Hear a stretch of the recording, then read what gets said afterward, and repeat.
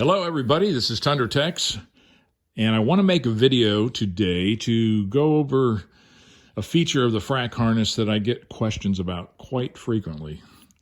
And the function is called vehicle in motion. Now the FRAC harness, when you order it, will come to you in a box and in this bag. It's pretty simple. You'll get the harness. You'll get a spade connector for the camera power, the other end of the camera power line that comes from your front camera. Whoa. Don't need to throw that around. You'll get two switches. The 3-position switch is for camera selection, front and aft.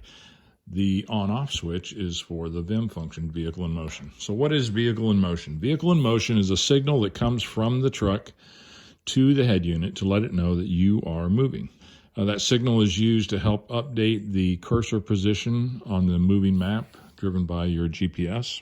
It helps update the speed rate a little bit quicker than a GPS signal can. And it also lets the head unit know to disable certain features that Toyota decided that they didn't want you to access while you're driving. But if you're driving down the road and your passenger wants to enter a GPS address, the VIM switch simply turns off the VIM function, which makes the head unit think that it's no longer moving, and it enables all the menus that are grayed out when VIM is on. So once let's say you enter your GPS address, you hit enter and you proceed on your destination, then you should turn VIM back on, because as I said earlier, it helps update the GPS, and your moving map function may be a little bit degraded if you don't have VIM turned on. And it also, I've noticed, won't give you voice prompts if you don't have VIM on. So that's kind of an interesting side effect of that as well. So VIM should always be on in normal operations. You should only turn it off once you want to enter data, and then turn it back on. That's it.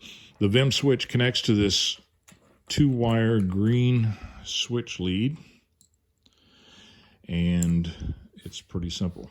Now, if you decide that you've bought the harness, you didn't realize that it had VIM, or you decide that you don't care about turning VIM off, then that's fine, and you don't want to enter, or you don't want to install this second switch, not a problem.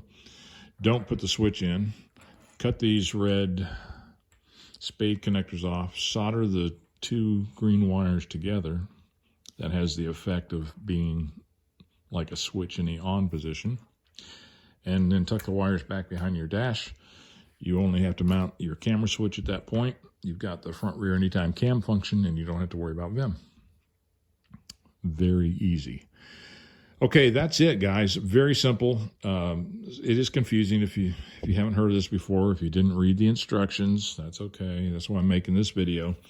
So if you've got questions about this that I didn't do a good job of explaining, or any other features of the FRAC harness, please contact me either at Tundra Techs on tundras.com, the greatest Tundra website on the planet, or at my email address, tundratechs@fracv2.com. And I'll be happy to answer your questions, help you out with any issues you're having, and get you on your way with your FRAC harness. I'm going to go now and enjoy the rest of my Saturday. So you guys do the same. We'll see you next time around.